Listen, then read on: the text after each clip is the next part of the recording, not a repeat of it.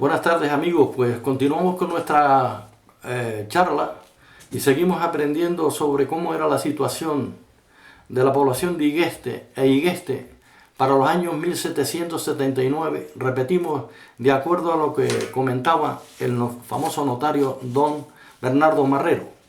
Pues habíamos hablado el otro día de diferentes personas, los que en este caso trabajaban en la labranza, los que eran agricultores o en este caso eran propietarios, los que trabajaban de jornaleros y los que en este caso trabajaban, dice que mencionar los que vivían de sus propios frutos, bien fueran frutos frescos o bien fueran frutos pasados, como podían ser higos pasados, porretas, pasas y así sucesivamente.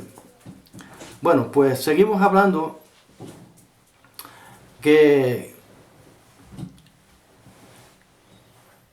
seguimos comentando, y perdone la pequeña porque tengo que recurrir a las notas y entonces a veces uno se pierde, a veces puede hablar de memoria, pero otras veces hay que recurrir a las notas y por estas razones son esos pequeños paros, dijéramos, ¿no? Dice que ocho personas ayudaban a la labranza, en la cual se entiende que los niños por lo regular ocupaban puestos importantes. 8 personas, como podían ser, repito, los hijos o los sirvientes en casa, como eran los criados, esos ayudaban en la labranza. Bien, especialmente la gente que venía de afuera, que no eran del pueblo, pero que venían de afuera buscando cobijo, buscando el sustento, la alimentación. En aquel entonces, como tantas veces hemos hablado, no era fácil encontrar trabajo, encontrar el sustento para la comida. Y muchos se acomodaban o les daban trabajo por la comida y poco más. Era lo que había en aquel entonces. 2 personas dice que se dedicaban a ir a las islas, a las diferentes islas. No dicen qué islas, sino se iban a sembrar. Posiblemente era lo que llamaban por zafras. Sembraban, recogían las cosechas, recogerían su dinerito y después volvían. Pero eso no quiere decir que estuvieran fuera todo el tiempo, ni estuvieran todo el tiempo en su pueblo. Pero era la situación, eran 2 personas que se dedicaban a sembrar, posiblemente podrían ser cereales, que es lo más probable, tanto cebada como el centeno, como el trigo, etc. Y en las otras islas, al ser ellos entendidos en los temas agrícolas, pues tenían que emigrar, ir y venir. Bien, pues también hablábamos y seguimos hablando de que en las labores ganaderas 12 personas vivían de guardar cabras. Quiere decir que había como mínimo 12 manadas de cabras en su extensión y que vivían de ellos. Posiblemente fueran propias o ajenas. Pero por lo pronto habla de 12 personas que vivían y había 12 manadas de cabras, es aparte de las que habría en el corral y las que no se censaron, pero más o menos esa es la idea de don Bernardo, lo que nos quiere transmitir. Se entiende que estas cabras, pues por lo regular se vendía la leche, se hacía el queso, se sacaba la manteca de ganado. Cabras también para consumo humanos, en este caso se sacrificaban para consumirlas, su carne, bien pudiese ser fresca o bien pudiese ser salada, porque también se embarrilaba, se ensalaba, como se hacía con la de los cochinos. Bien, después dice que 2 personas guardaban ovejas. Probablemente eran pastores que se dedicaban a guardar ovejas y que a lo mejor cuidaban las 10 del señor aquel, las otras 5 de aquel, las 10 tal, y componían unas grandes manadas, y entonces se dedicaban a guardar en conjunto esas ovejas, pero que pertenecían a otras personas o a otros señores más pudientes. Bien pudiera ser, repito, propias o ajenas. Dice que una persona se dedicaba a guardar vacas, también lo mismo. Había vacas, o sea, lo que es ganado vacuno, y entonces recuerdo que cuando he hablado otras veces de los llanos de la Laguneta, allí estaban las datas y se llevaban las vacas arriba, en la cual había siempre alguien, tenía que estar de pastor o al cuidado de las vacas, por si parían, por los terneros, si alguien podía robar, etcétera, etcétera. Bueno, pues es un asunto que, cuando yo hablo de los llanos de la Laguneta, quiero decir que esto era mucho antes, pero que más o menos siguió la costumbre de la servidumbre en Igueste, de guardar, de ocupación y de que esas personas pues recibirían un salario, un pequeño salario por su trabajo. Dice que también que los niños ayudaban, ya lo comenté antes, a cuidar los ganados de los padres y en los quehaceres del campo. Los niños, pues aparte de que algunos, muy pocos iban a la escuela, pero eso lo hacíamos nosotros. Yo, en mi época de niñez, tenía que cuidar los animales, teníamos que trabajar, ayudar a los padres, teníamos que ir cuando íbamos a regar, a surcar, a recolectar, etcétera. Eso, pues esa costumbre ya venía de mucho antes, así que es normal que para aquel entonces de 1779 se hicieran las labores similares a las que después nosotros también realizamos.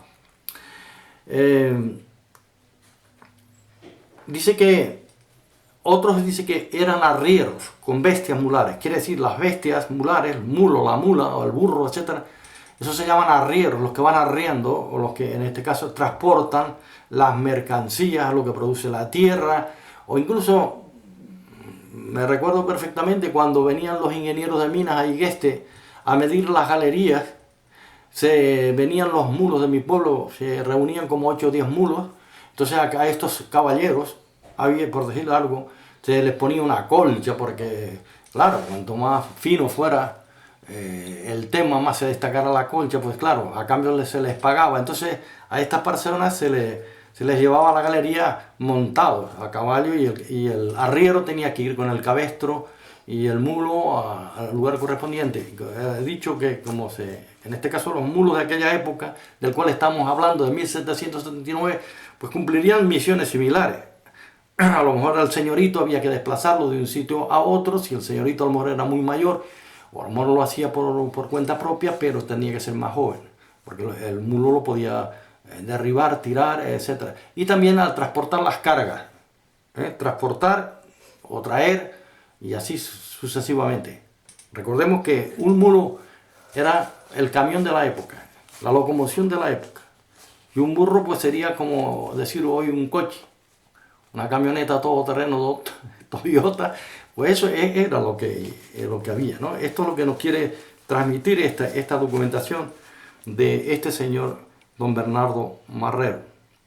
Dice que, sin embargo, había otros que no todo el mundo se dedicaba a la cuestión relacionada con el campo, aunque de llenos, sí es que había algunos que eran zapateros, o a lo mejor había otros que tenían los oficios de tonelero, mencionado anteriormente en mis charlas anteriores, como era don Andrés Alonso de los Reyes, era tonelero de profesión.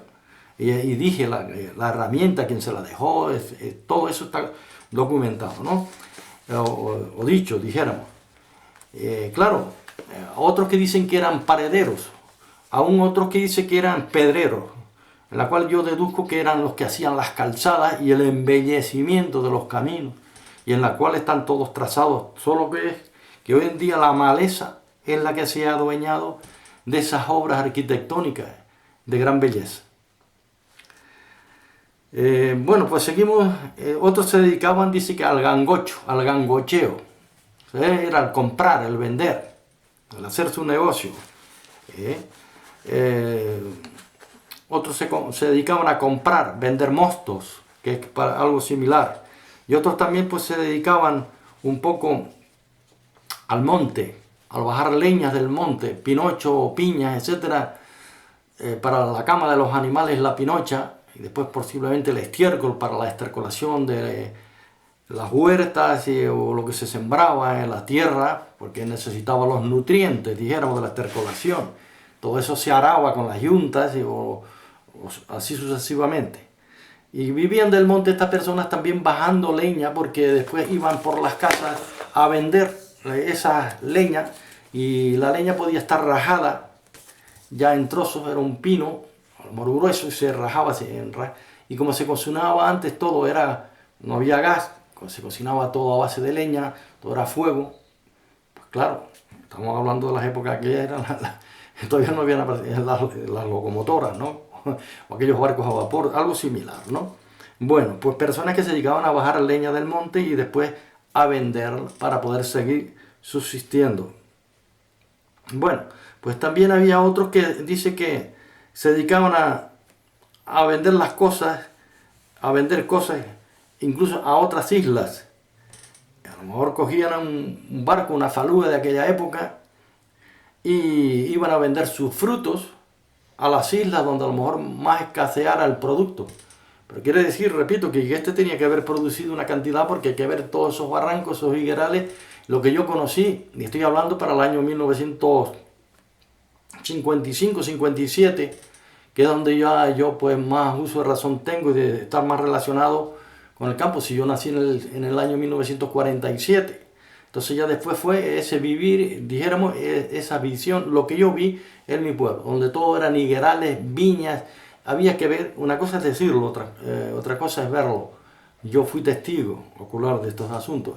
Ya creo que en una ocasión mencioné la cantidad de camiones de la época que iban todas las noches al mercado Santa Crucero a vender todos esos frutos. Pues claro, a en particular tuvieran que estas personas iban y llevaban sus frutos, bien fueran secos o frescos, y los vendían en otras islas y hacían su dinero también. Era una manera de vivir. Había que, como podía ser también, ir a vender quesos duros, de todo, ¿no? Porque antes también se comercializaba, y dentro del gangocho, lo que decimos el gangocho, por eso siempre se dice, eran gangocheras o eran gangocheros, eran gente que se dedicaba a comprar frutas, a venderlas en el mercado, y después cuando venían del mercado, pues si había algunos encargos que le traían, pues también, y después recibían una pequeña propina, o si o la picaresca, sí, si le costó tanto, pues le diría, claro, dice, mira, me costó tanto, pero claro, ahí no se facturaba en aquel entonces. No quiero decir esto que sea falta de honradez, son maneras de hacer esos favores, no iba a ser por la cara, sino era su trabajo también, Y después también había personas que lo pasaban mal, personas que eran pobres infelices. La expresión siempre antigua que ella me marcó a mí, de escuchar y decir, ¿para dónde va esa persona, ese pobre infeliz? Dando a entender como que era infeliz, que no tenía recursos, no tenía medios. ¿A dónde va? Claro, no podía ni defenderse siquiera de cualquier represión o cualquier problema existente, ¿no? Bueno, pero para no entrar ahora en el drama de aquella vida, pero que fue así, pues todo fue un vivir, y unos sobrevivieron, otros no, otros murieron más antes, otros más después.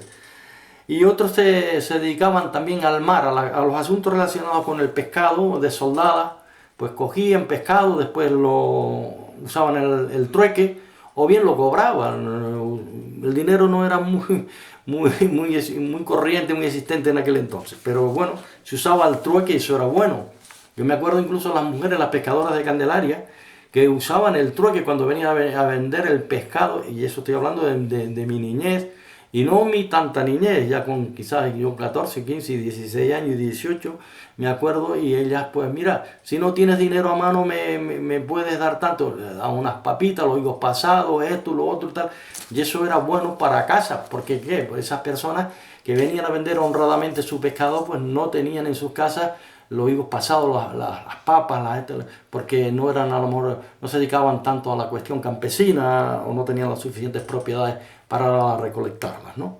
Bueno, pues a lo que íbamos, seguimos hablando de que también hace mención don Bernardo Marrero de los que estaban ausentes en América.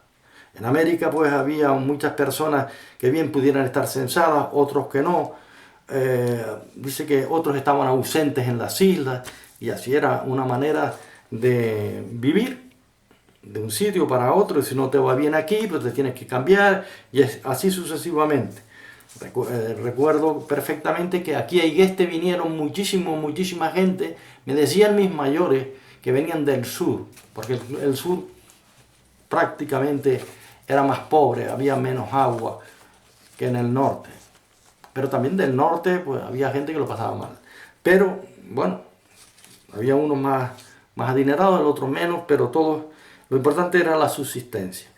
Bueno, las mujeres dicen que ayudaban para aquel entonces en las labores de sus casas, y para aquel entonces y después, y cuidaban de la educación de sus hijos. Ayudaban o enseñaban las mujeres sabían coser, y enseñaban a sus hijas a coser. Dice que 73 de ellas sabían hilar, 33 dice que sabían tejer, 11 dice que sabían coser, era un arte, ¿no? ¿Se acuerdan? Ahora ya la cuestión de los pantalones es al contrario, ¿no? Se le abren los boquetes correspondientes en los pantalones. Antes era una vergüenza ver a alguien roto, alguien que asomara algo en el pantalón, eso estaba mal visto. Incluso culpaban a la mujer o a las hermanas si las tenía por no darle atención y ponerle el remiendo correspondiente. Sí, eso era un arte. El zurcir y el remiendo, eso era un arte en aquel entonces, usado. Así que es normal que aquí se cite de que sabían coser. 5 dice que lavaban al público, mujeres que se dedicaban a lavar las ropas de los más pudientes, claro, pagándoles por supuesto. Y dice que 10 niñas aprendían a hilar. Había mujeres que ayudaban a la labranza, eso es cierto, porque yo me acuerdo perfectamente que la mujer iba a ayudarle el desayuno al campo su marido o a su familia, a su hermano o a su padre, y entonces después se quedaba a ayudar al campo después que le llevaba el desayuno o el almuerzo, y después ella se quedaba un poco, más o menos, para después regresar a casa para hacer sus labores correspondientes o lo que quedaba por hacer, ayudar a su madre, si eran las hijas, y así sucesivamente. Era el sistema de vida de aquel entonces. Dice que, repetir otra vez que aquí dice que había algunos que eran pobres e infelices, pero que yo me imagino, no lo cita y dice en este registro que hace don Bernardo, que tenían que alcanzar siempre de los más generosos. Los más generosos siempre tenían y siempre no iban a permitir que esos infelices, aunque lo pasaban mal, murieran de hambre. Ellos eran generosos, no todos serían tan generosos, pero sí los había. Y de una manera u otra pues pudieron rebasar y subsistir la época que les tocó vivir.